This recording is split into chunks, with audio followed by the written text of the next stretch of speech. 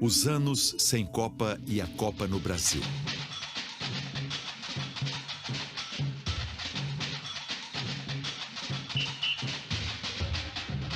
Em 1938, a seleção brasileira de futebol, com uma apresentação de gala, terminou a Copa do Mundo em terceiro lugar. Perdeu apenas para a Itália, que sagrava-se bicampeã. Além de conseguir sua melhor colocação até então, a seleção mostrou seu celeiro de craques. As estrelas do futebol brasileiro começaram a aparecer para o mundo. E o Brasil passava a ser outra nação da América do Sul com perfil para receber uma Copa. No entanto, a tensão política na Europa aumentava. A Copa da França já mostrava alguns efeitos de Hitler no poder. A Áustria, que havia se classificado para a Copa, foi anexada à Alemanha. Não pôde participar, pois foi forçada a enviar seus melhores jogadores para a seleção alemã e perdeu os seus jogos por WO. Para a Copa do Mundo de 1942, 2 países se apresentaram como candidatos: o Brasil, sob o governo de Getúlio Vargas, e a Alemanha, sob o comando de Adolf Hitler. Assim como Mussolini, Hitler queria mostrar a força do futebol de seu país e, como tinha sediado as Olimpíadas de 1936, pleiteava sediar também a Copa do Mundo.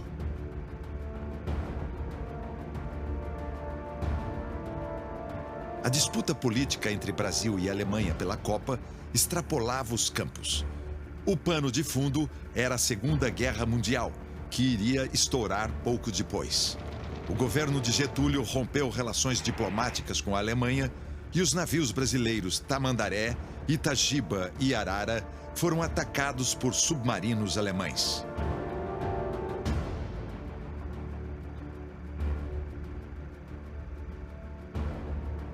Com o início da Segunda Guerra Mundial, o evento foi cancelado antes mesmo de terem escolhido um país sede. Assim, sem uma competição internacional, o futebol se regionalizou. Na América do Sul nascia uma das rixas mais famosas do mundo, o clássico Brasil e Argentina.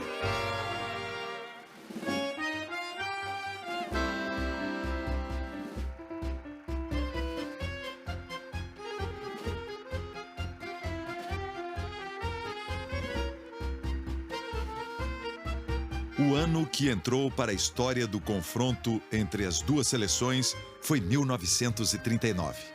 Esse ano ajuda a explicar a origem da rivalidade entre Brasil e Argentina.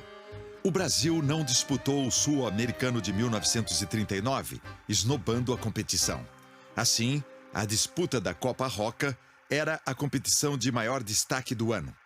Como tinha sido representante único da América do Sul em 1938 e com bom resultado, o Brasil achava que não teria adversários à sua altura no continente. A seleção entrava em campo confiante. Em janeiro de 1939, acontecia o primeiro jogo da Copa Roca no campo do Vasco da Gama, o estádio de São Januário, em São Cristóvão, no Rio de Janeiro. O Brasil, além de jogar em casa, contava com a vantagem de o árbitro Carlos de Oliveira Monteiro ser brasileiro.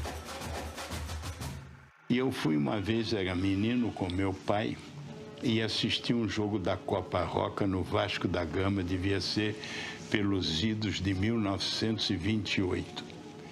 E nunca me esqueço, meu pai falando com os jogadores que tinham acabado de comer, e ele perguntou: "Show, está bem alimentado, o senhor está feliz?"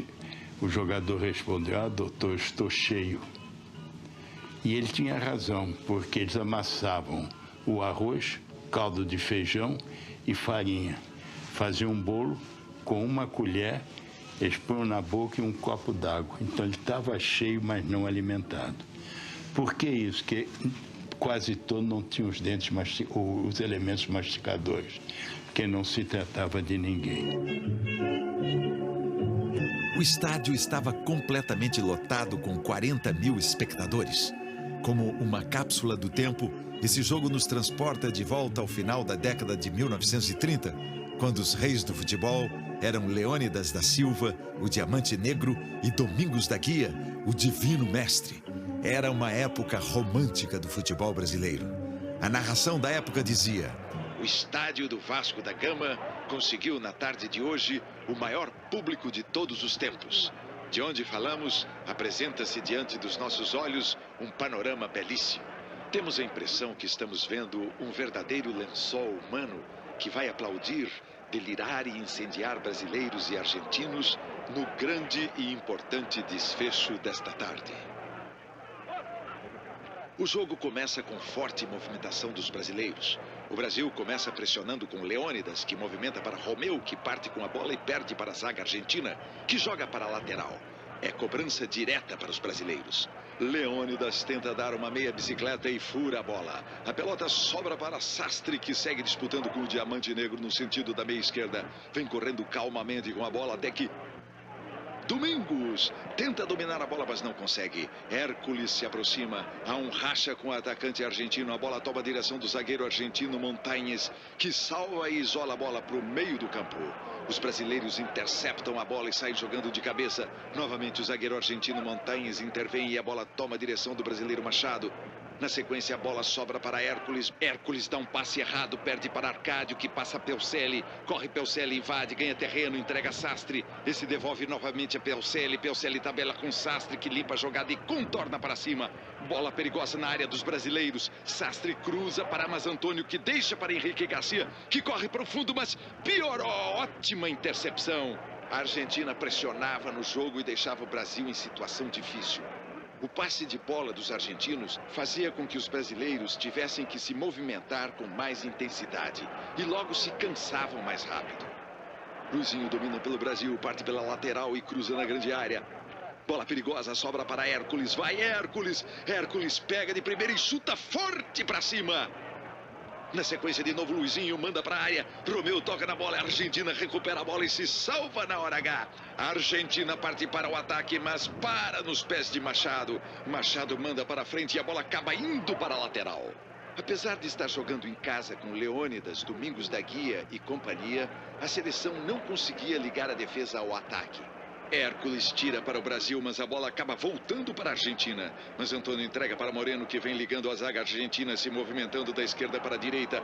Invade o lado dos brasileiros. Os argentinos vêm correndo pelo flanco direito e lançam para Mas Antônio. Mas Antônio domina de direita e chuta. A bola bate na trave, sobra para Garcia, que empurra para dentro.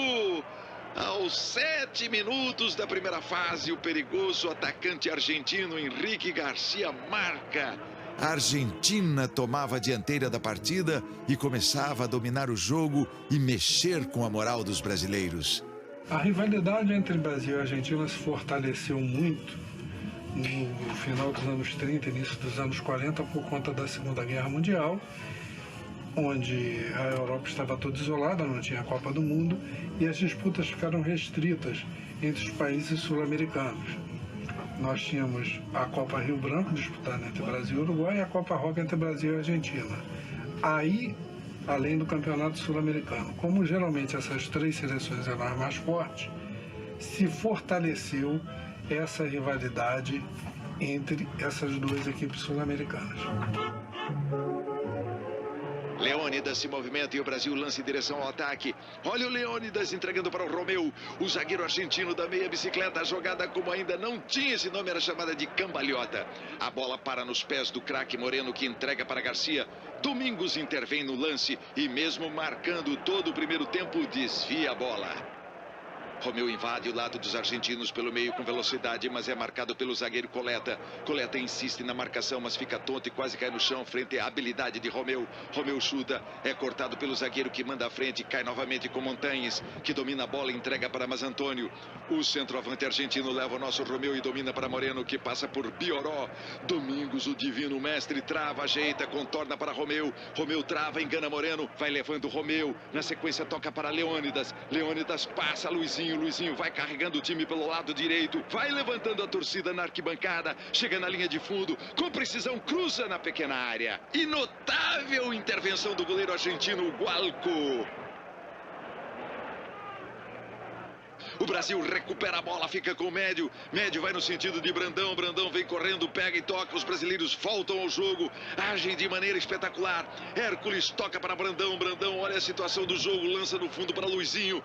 Que toque incrível! Luizinho passa para Romeu. Romeu tenta pelo Brasil, mas Henrique salva. Volta novamente a jogar pelos argentinos, que sai jogando com Rodolfo e Sastre. O grande jogador da Argentina vai correndo e recua a defesa brasileira.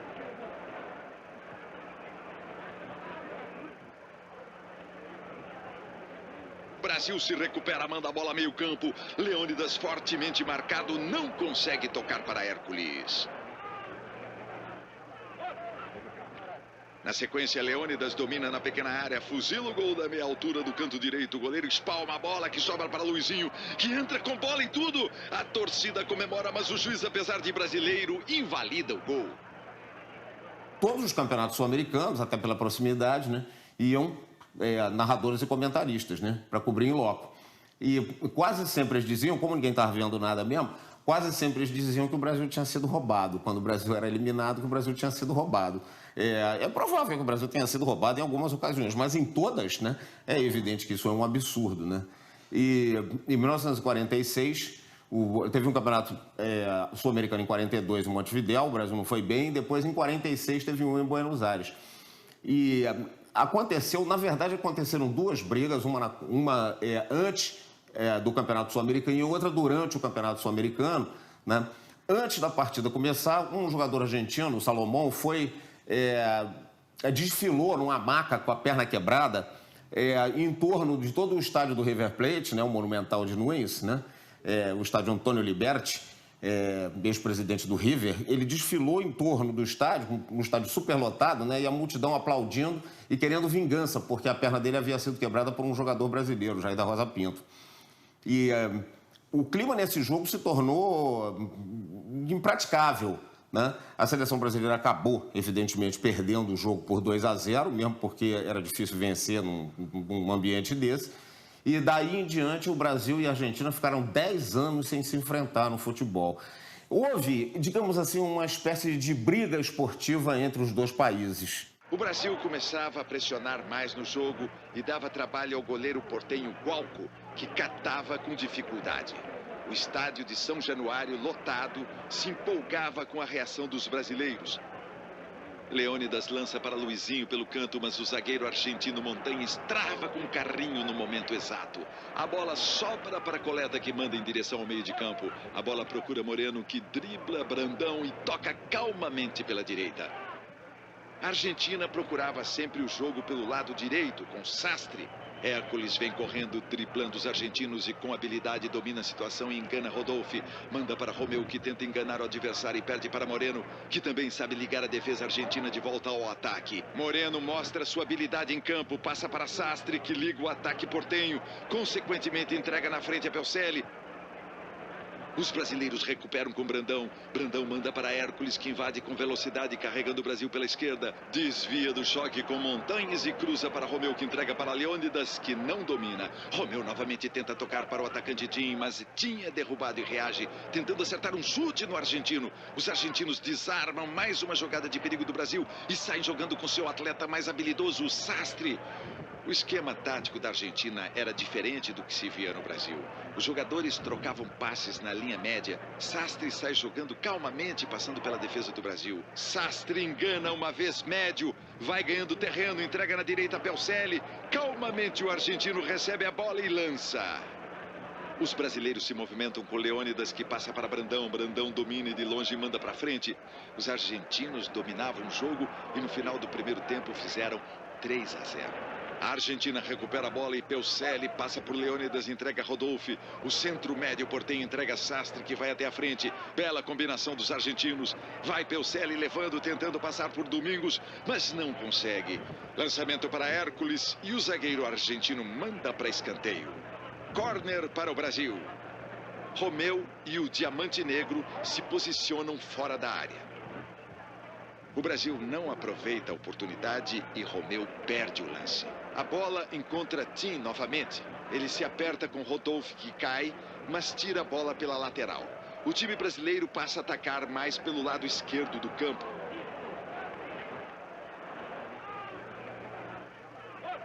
Lateral para a Argentina, a bola chega a Montanhas, que passa para Sastre, que está impedido, e o Bandeirinha marca. O Brasil cobra com Médio, que lança para Tim, mas Montanhas corta de cabeça para Rodolfo, e Rodolfo não consegue controlar a bola, sai pela lateral.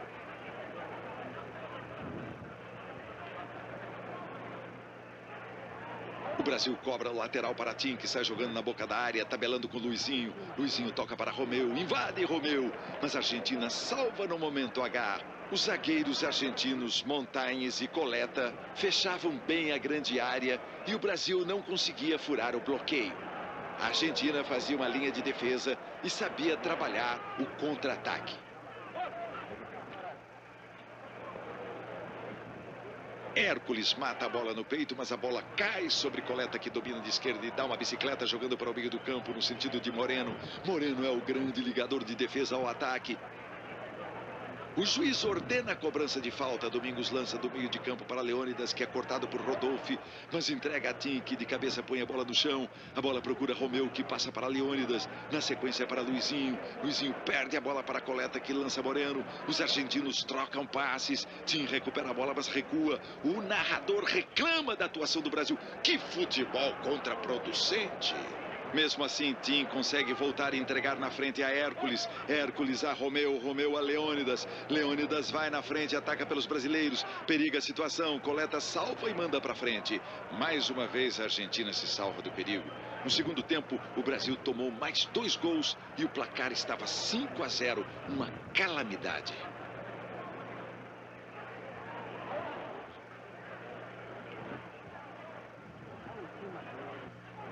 Machado vem jogando pelo lado esquerdo, entrega para Médio. Médio cruza, mas é cortado por Montanhas. A Argentina recomeça na frente, mas logo perde para Brandão, que chuta com força e acha novamente Machado em posição adiantada. Machado tenta achar Leônidas, mas Montanhas salva a situação. O zagueiro sai jogando com Rodolfo, o centro médio do time argentino. Rodolfo, o centro médio argentino, era um dos melhores jogadores em campo. Rodolfo, Arcádio e Lopes fechavam o esquema tático do técnico Fernandes Roca, ligando rapidamente os contra-ataques. Em novo ataque brasileiro, Leônidas lança Hércules. Hércules chuta, mas o zagueiro Arico salva. O cerco continua fechando, o Brasil insiste pela ponta direita, pressão dos brasileiros. Mas quem domina a situação é o zagueiro argentino.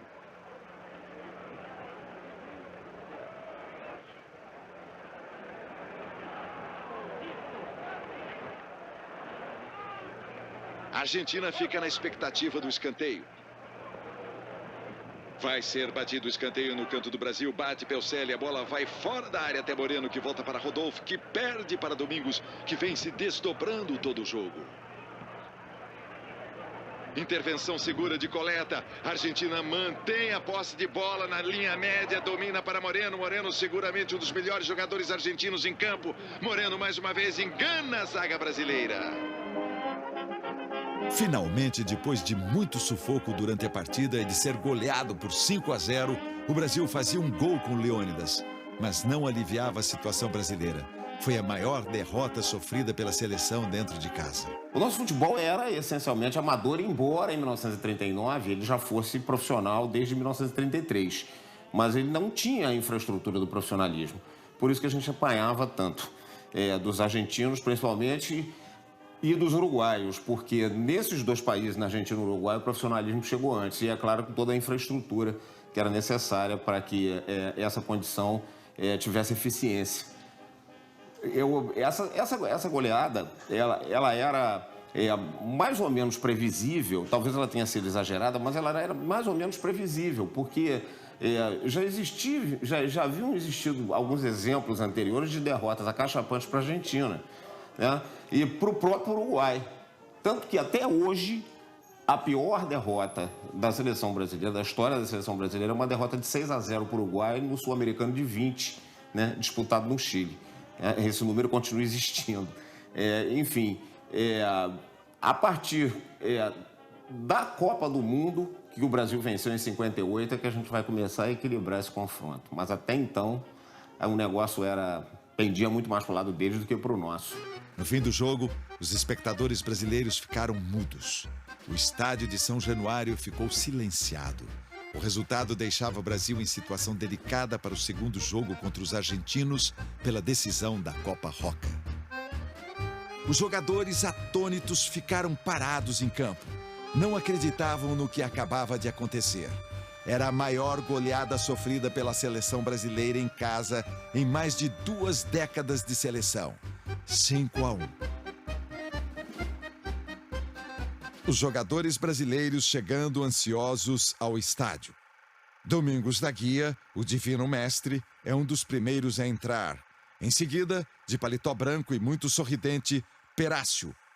Perácio, um atacante maravilhoso, conhecido pelo seu chute forte e potente, onde conseguiu destaque da seleção brasileira, conseguiu destaque no Flamengo, conseguiu destaque no Botafogo e principalmente na Copa do Mundo de 1938.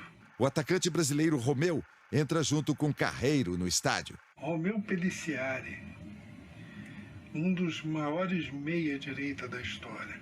Ele surgiu no Palestra Itália e com o evento do profissionalismo ele não foi à Copa de 34 porque o Palmeiras levou os seus principais jogadores, o Palmeiras na época Palestra Itália levou os seus principais jogadores para serem abrigados numa fazenda do interior, botou seguranças, enfim. E posteriormente, com o profissionalismo, o Fluminense foi lá, contratou, foi um dos maiores jogadores da história do Fluminense e segundo o depoimento de algumas pessoas da época, se eu não me engano foi o Zezinho que disse isso, que ele nunca viu o Romeu errar um passe durante uma partida de futebol. Leônidas da Silva, o mais aguardado pelos brasileiros, chegava bem alinhado de terno branco e gravata, mostrando a elegância dos jogadores dos anos de 1930. Para o segundo jogo, o técnico Carlos Nascimento mexeu no time. A seleção tinha seus jogadores vindos principalmente de clubes do Rio, como Fluminense e Botafogo, mas também de clubes menores como América, São Cristóvão e Madureira. Veio o segundo jogo valendo o título. O estádio de São Januário abrigava novamente o confronto entre Brasil e Argentina pela Copa Roca. O confronto entre brasileiros e argentinos em São Januário. Descortina-se diante de nossos olhos um panorama belíssimo. A multidão compareceu lotando completamente o estádio de São Januário, o que comprova o grande entusiasmo despertado no Brasil pela revanche das cores da CBD, que no último domingo sofrera uma goleada de 5-1. Essas filmagens mostram o mais importante cortejo entre brasileiros e argentinos diretamente de São Januário. Nas arquibancadas, nada menos que 40 mil torcedores aguardavam o apito inicial do juiz. Os brasileiros compareceram em peso, confiantes na vitória da seleção. Pela equipe da Argentina, Montañez aparece correndo acompanhado de todos os seus companheiros de equipe. Os argentinos acabaram de pisar em campo e foram recebidos com aplausos pela torcida. Em último lugar, correndo, aparece o treinador argentino Fernández Roca, que levava o mesmo nome da competição. Os argentinos continuam correndo no quadrilátero de São Januário. O time da Argentina tinha os seguintes jogadores: Gualco, Montañez, Coleta, Arcádio, Rodolfi, Arico, Peucelli, Sastre, Mazantônio, Moreno e Garcia. Os argentinos vão para o centro do campo. A tribuna de honra levanta para os aplausos. Os brasileiros são fortemente aplaudidos. O estádio estava todo verde e amarelo, as cores da bandeira nacional. Mas o Brasil estava estreando um novo uniforme, calção branco e camisa azul. Para vencer esse desafio, o técnico Carlos Nascimento mudou a escalação e convocou os seguintes jogadores: Tadeu, Domingos da Guia, Florindo, Zezé Procópio, Brandão, Afonso Adilson, Romeu, Leônidas, Perácio e Carreiro. Os jogadores foram recebidos com salva de palmas e confiança na virada brasileira. No primeiro tempo, o Brasil sai com a bola e avança, mas a Argentina logo faz uma pressão no time brasileiro, inverte a jogada e começa a jogar no campo do Brasil, tentando ligar um contra-ataque pela ponta direita. O jogo começa logo com uma falta perigosa na área do Brasil. Moreno vai para a cobrança e bate forte da barreira, a bola bate em Perácio. O jogo começava a virar a favor do Brasil. O pressentimento que se tinha era que essa partida seria diferente da primeira. Bola cobrada no meio de campo para Leônidas, que numa dividida de cabeça perde para Coleta, que lança a bola, Garcia trava, mas é apertado por Zezé e perde. Os brasileiros superam o meio de campo argentino, contornam para Romeu. Romeu dá um lindo balão no zagueiro, mas quem domina é Moreno. Moreno tentou dar o troco e dar um balão no brasileiro em plena área de defesa. Romeu colocou logo a mão na bola e não deixou o argentino completar a jogada. O placar já estava 2-1, favorável à Argentina. O Brasil tinha chance de igualar o marcador. Momento de emoção. Carreiro manda na área a bola, que vai para Perácio, deixa para Romeu, que chuta. A bola vai para a pequena área, só que dois jogadores brasileiros se chocam no ataque. Perácio e Leônidas. Leônidas, sem querer, deu uma meia bicicleta e, ao invés da bola, achou a cabeça de Perácio. Perácio acabou contundido por Leônidas, ficou com o olho esquerdo sangrando muito. Na sequência da jogada, a Argentina recuperou a bola e sai jogando com Moreno. Escanteio a favor do Brasil. Brandão manda para a linha de fundo. Mais alguns minutos de jogo e Perácio não aguentou. Contundido, acabava de cair estarrecido no gramado, sendo socorrido pela equipe brasileira que o carregava em seus braços. Foi contundido na altura do olho esquerdo, mas apesar do susto e depois de socorrido, Perácio voltava ao jogo. Cruzamento na área da Argentina, Brasil tenta de cabeça com Perácio, mas a bola acabou nas mãos do goleiro Gualco. Leônidas estava claramente descontente com o resultado e se estranha com os argentinos. Falta para o Brasil, Perácio vai, faz a cobrança, atira a bola, bate em Arico, vai até Adilson que domina, mas perde a bola para Moreno. Moreno chuta, Domingos domina de cabeça para Zezé, que joga para a lateral. Afonsinho numa jogada perigosa, cruza na área, Leônidas tenta e o goleiro Portenho dá um soco na bola. A bola vai para fora da área, acha o zagueiro argentino Pelselli. Pelselli tenta ligar com o ataque, mas acaba dando um passe errado para o brasileiro. Domínio absoluto do Brasil, a bola vai até Zezé. Zezé continua apertando, a bola bate em Pelselli e volta a Zezé. Zezé manda para Carreiro, que emenda de primeira para Perácio na área. Montanhas em cima do lance, salva com chute. Novamente Zezé de cabeça põe a bola em jogo para Domingos. O divino mestre em posição avançada, mata no peito. Lança na ponta direita para Brandão. Brandão pega de primeira, cruza na área. Perácio desvia de cabeça. A bola sobra para Carreiro. Carreiro toca atrás para Afonsinho. Afonsinho domina e lança para longe, para a pequena área. Hércules tenta, mas Montanha salva. A bola sobra com Perácio, que isola a bola. Numa jogada espetacular, dá um chapéu no zagueiro, passando para Romeu, que emenda com outro balão, passando para Leônidas. Leônidas mata no peito, dá uma bicicleta dentro da pequena área. A jogada, apesar de não ser gol, levou a torcida à loucura com o futebol arte dos brasileiros.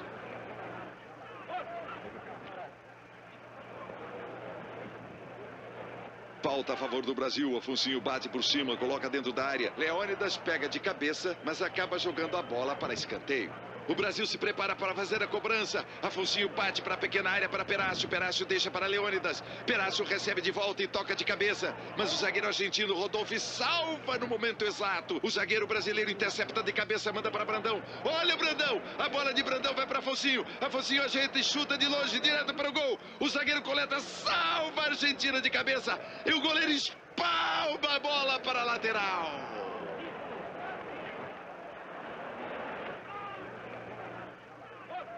No final do primeiro tempo, o Brasil perdia por 2-1. A multidão aplaude agora o grande zagueiro e capitão do time, Domingos da Guia, o divino mestre. O juiz ordena o início do segundo tempo com passe longo para o ataque da Argentina. Moreno cruza na intermediária, mas Florindo intercepta e dá um pico em direção a Perácio. O Brasil havia empatado para 2-2. Essa partida foi a que entrou para a história como pivô do motivo de desentendimento e rivalidade entre as duas seleções. No final do jogo, quando tudo parecia que iria para a prorrogação, aos 39 do segundo tempo, o juiz marcou um pênalti a favor do Brasil. Os argentinos protestaram e houve agressões entre o árbitro e os jogadores. A polícia teve de intervir para restabelecer a ordem e os jogadores argentinos foram agredidos. O time inteiro da Argentina se retirou de campo, mas o juiz pediu que fosse cobrado pênalti. Perácio chutou para o gol sem goleiro e marcou. Como a Argentina não quis voltar ao jogo, o juiz apitou o fim da partida. Brasil 3, Argentina 2. Mas o segundo jogo, o Brasil venceu por 3-2, mas parece que o placar foi apertado, mas o que ocorre é que o juiz marcou um pênalti a favor do Brasil, os argentinos acharam que não foi pênalti, resolveram se retirar de campo e esse pênalti foi cobrado pelo Perazzo sem goleiro. E valeu. Então, bateu o pênalti, claro, fez o gol, o Brasil venceu por 3-2, acabou o jogo, né? Quer dizer, também existia muito isso naquela época, né? De vez por outra aconteciam fatos, assim, digamos, bizarros, né? No futebol, que ainda não era, na realidade, né, completamente profissional, e mais do que isso, né? Ainda não existiam, na época, todos esses interesses, mas nem de longe, né? Todos esses interesses políticos e principalmente econômicos que o futebol agrega hoje em dia. Como cada seleção venceu um jogo e os argentinos voltaram para casa furiosos, ficou acertado que no ano seguinte, antes da próxima Copa Roca, seria realizada a final. No início de 1940, no Parque Antártica, se realizou a decisão. Chovia muito em São Paulo e os argentinos venciam no final do segundo tempo por 1-0, quando Leônidas foi derrubado e o juiz marcou pênalti, mesmo sem ver direito a linha do campo submersa a tanta chuva. Os argentinos foram à loucura e pressionaram o árbitro.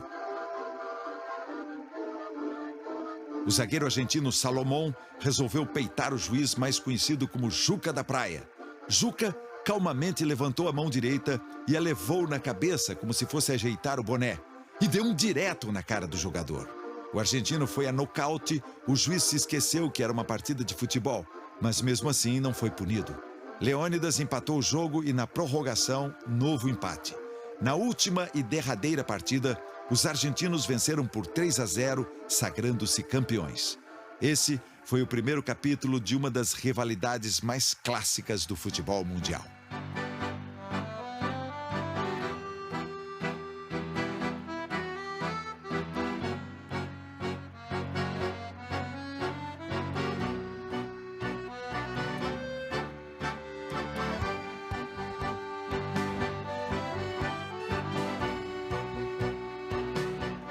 O grande motivador disso era que a base da seleção argentina e a base da seleção brasileira, a cada jogo disputado, mudava muito pouco. E se criou aquele espírito de rivalidade. Nos jogos de São Paulo, por exemplo, em 39, 40, havia muitas expulsões, agressões. Teve um jogador argentino que chegou até tomar um suco de um árbitro e teve pênaltis marcados e que a Argentina que sai de campo. A mesma coisa acontecia em Buenos Aires. E por conta disso se tornou o grande clássico de futebol entre seleções da América. Nessa decisão de 40, que o Brasil perdeu para a Argentina, muita gente culpa o goleiro brasileiro. Ele tinha feito uma única partida pela seleção, num amistoso, contra um clube chamado Andaraí, do Rio. E Aimoré Moreira, que foi considerado o culpado dessas derrotas, chamado de frangueiro. Eu nunca vi nunca tive oportunidade, talvez jamais veja, né? Porque eu acho que não existe registro disso, mas pelos jornais da época, a impressão que se tem é que realmente ele falhou redondamente, né? Em todas as 3 partidas. Mas, curiosamente, o Aimoré Moreira, mais tarde, virou treinador de futebol e foi o homem que conduziu o Brasil ao bicampeonato mundial no Chile em 1962. Mas essa derrota é muito atribuída a Aimoré. Tanto é que ele nunca mais jogou na seleção, né? Ele só conseguiu ser treinador. O goleiro ele não foi mais. Na década de 1940, a seleção brasileira continuou disputando principalmente as competições sul-americanas, como a Copa Roca, a Copa Rio Branco e o Sul-Americano. Nessa época, alguns novos craques do futebol brasileiro foram revelados, como Jair da Rosa Pinto, Zizinho e Heleno.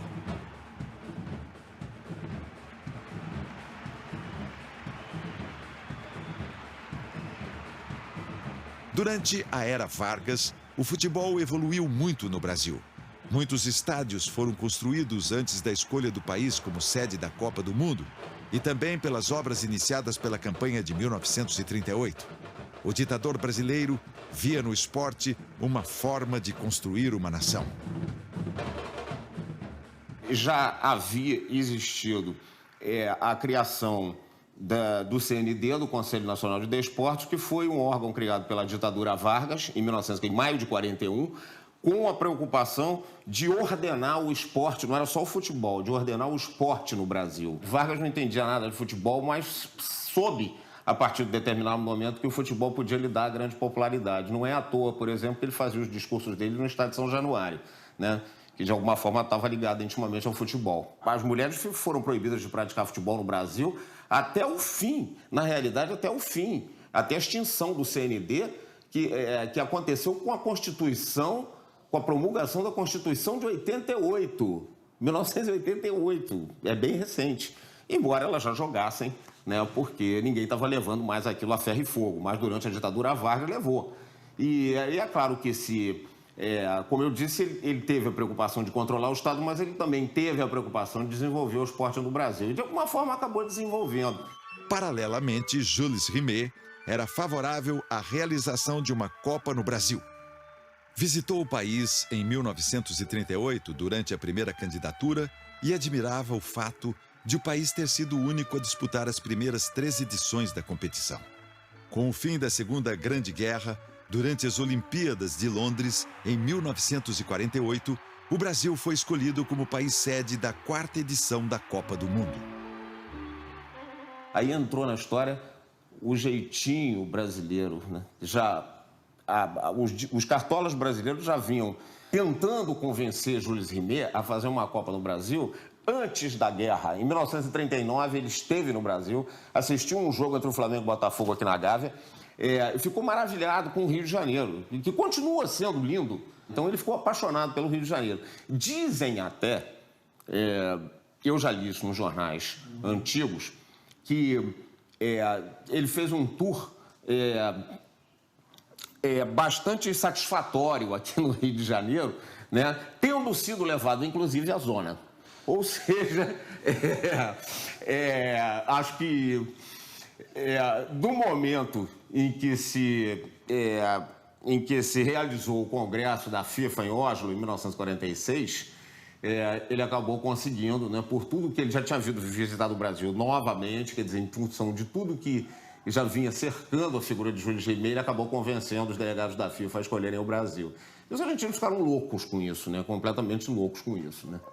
Os jogos aconteceriam em várias capitais brasileiras, mas muita atenção foi voltada para o Rio de Janeiro, que tinha a promessa de construir o maior estádio do mundo. As sugestões de terreno eram muitas, mas venceu as propostas do prefeito Mendes de Moraes e do vereador Ari Barroso, que sugeriram o hipódromo do Derby Clube. Era oficial, o esporte mais popular não era mais o turf, mas sim o futebol, que passava a exigir espaços maiores na cidade do Rio. O terreno ficava bem no meio da cidade. Definido o local, o Jornal dos Esportes, comandado por Mário Filho, fez uma pesquisa popular para o nome do estádio. A maioria escolheu Maracanã, que em tupi significa um chocalho cerimonial. É também o nome de uma espécie de papagaio amarelo que imita o barulho do chocalho. A obra começou 2 anos antes da Copa, mas mesmo assim não foi concluída a tempo. Durante toda a duração da Copa de 1950, o estádio ainda tinha andaimes. A segurança e o conforto pareciam preocupações de segundo plano. O estádio só foi terminado efetivamente 15 anos depois da Copa, quando deram o nome oficial, Estádio Jornalista Mário Filho. Antes era chamado de Estádio Mendes de Moraes, Estádio Municipal do Maracanã. Na 4ª edição da Copa do Mundo participaram 13 seleções, devido à ausência de alguns países europeus e algumas desistências. A Argentina não quis participar da Copa, talvez pelo recente histórico da Copa Roca. A França não veio em protesto à grande distância que seus jogadores teriam que percorrer até chegar ao país. Uma desistência curiosa foi a da Índia, que alegou que a FIFA não autorizou seus jogadores a jogarem descalços. A Itália, ela seria uma das favoritas ao título de 50, Caso a base da seleção italiana, o ponto forte da seleção italiana, que era a equipe do Torino, que se acidentou, aonde todos os seus jogadores, treinador, todos faleceram num acidente aéreo um pouco antes da Copa do Mundo, não tivesse acontecido. Por quê? Porque a Itália, com esses jogadores do Torino, com certeza seria candidata já ao título do tricampeonato na época. No jogo de abertura da Copa do Mundo, o Maracanã, recém-construído, recebia seu primeiro grande derby. A joia da arquitetura do futebol brasileiro abrigou a partida do Brasil contra o México. Com gols de Danilo, Maneca e Friaça, o Brasil goleou o México por 4-0 e disparou na liderança.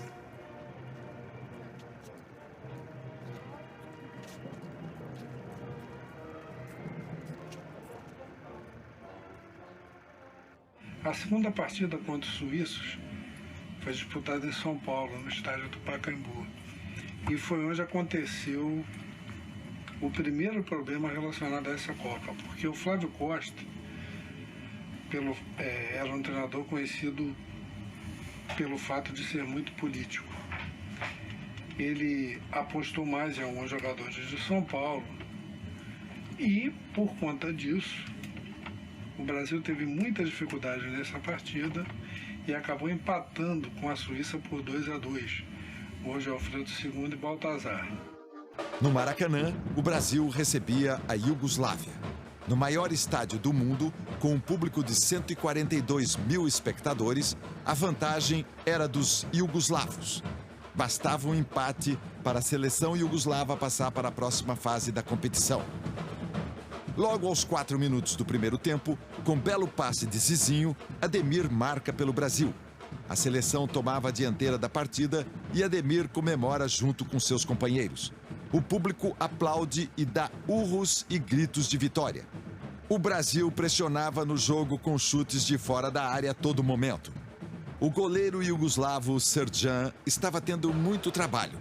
E apesar de ser uma das seleções favoritas ao título, eles se rendiam ao jeito de jogar dos brasileiros.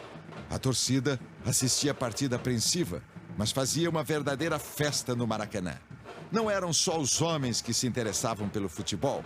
Na torcida haviam mulheres, crianças e idosos. Era uma verdadeira festa democrática do esporte.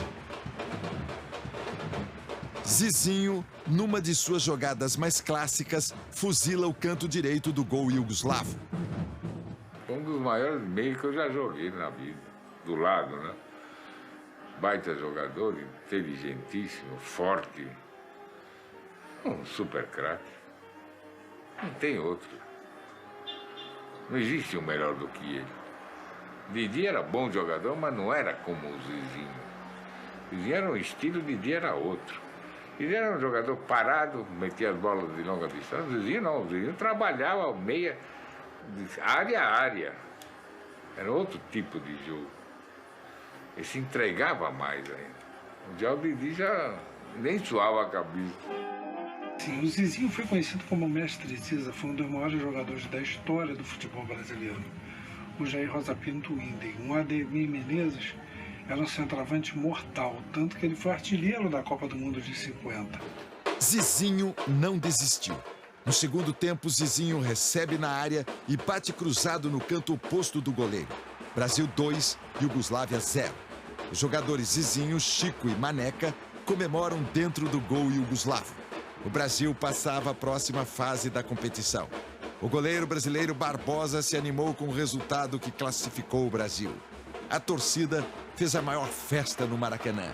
Agitavam no ar lenços e bandeiras num verdadeiro espetáculo das massas. A manifestação popular descortinava uma verdadeira festa ao olhar. Dava gosto ver a seleção jogar em casa, empurrada pela maior torcida do mundo. O Brasil se classificou. Os outros países classificados para o quadrangular final eram a Espanha, a Suécia e o Uruguai. Logo na primeira rodada, o Brasil venceu por 7-1 a seleção da Suécia. Contra a Espanha, diante de mais de 150 mil espectadores, o Brasil atropelou a Fúria por 6-1 e se tornava favorito ao título. Eu, em 50, por obrigações de trabalho, morava em São Paulo. E vim assistir um jogo, já tinha assistido pelo rádio as Copas de 30, de 34 e de 38. Depois tivemos a guerra de 39 a 45. E aí não tivemos Copa do Mundo. Depois, a primeira Copa depois da guerra foi aqui no no Brasil. E a final foi no Rio de Janeiro. E o Maracanã foi construído especialmente para essa Copa do Mundo.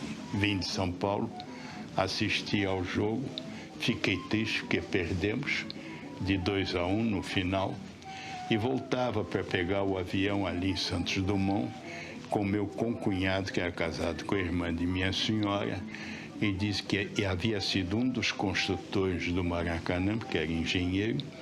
E eu disse a ele, um dia se chegar a CBD, eu dou a Copa do Mundo ao Brasil. Como não existia final, bastava o Brasil empatar com os uruguaios para serem campeões do quadrangular. Os brasileiros subestimaram os uruguaios, campeões mundiais de 1930, e festejaram o título com antecedência nos bares da cidade. Não eram só os jogadores que comemoravam na véspera. Porque o Brasil, em 50, tinha uma baita de uma equipe. Não ganhou porque eu acho que eles achavam que já eram campeões do mundo. E começaram a sair, aí festa, aí homenagem. Passaram na véspera do jogo com o Uruguai, não foi? Passaram esse véspera do jogo em homenagem, em restaurante, sei lá. Eu sei que chegou na hora do jogo, tomaram uma costa do Uruguai. E futebol não pode, você não pode facilitar lá dentro, não. Porque às vezes um timinho vagabundo te engole. Sabe, fica menosprezando o adversário. Quando você vai ver, você não tem mais força para parar esse adversário. O jornal À Noite publicava em suas páginas, um dia antes, a foto do time brasileiro sob o título "Estes são os campeões do mundo". Pelo rádio. Eu tinha 11 anos. Aquilo foi eu já tinha 11 anos, mas eu já estava futebol já estava aqui, ó. Entendeu? Então, vou dizer a verdade que eu sofri muito, porque eu estava contando com o Brasil campeão, já festa preparada. E, naturalmente, aquela derrota foi uma derrota que abalou, entendeu? O Brasil todo. Foi uma derrota que até hoje, entendeu? Até hoje, o pessoal fala. Na final, o Maracanã estava apinhado de gente. Entre pagantes e penetras, se contavam mais de 200 mil pessoas. Com muitos poucos uruguaios, um número impensável para os dias de hoje. Era o verdadeiro Coliseu moderno, com um lençol humano torcendo pelo time brasileiro. Os nervos estavam à flor da pele e o coração dos torcedores batia mais forte. No primeiro tempo, o placar de 0-0 não desanimou a torcida. No começo do segundo tempo, gol de Friaça. As arquibancadas tremeram.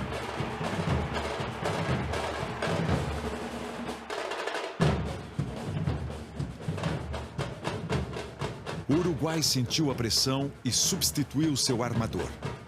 Didia cruzou para Schiaffino, que colocou no ângulo. 1-1. A torcida ainda contava com a vitória. Faltando 10 minutos para o fim da partida, Jules Rimet descia com a taça para o campo.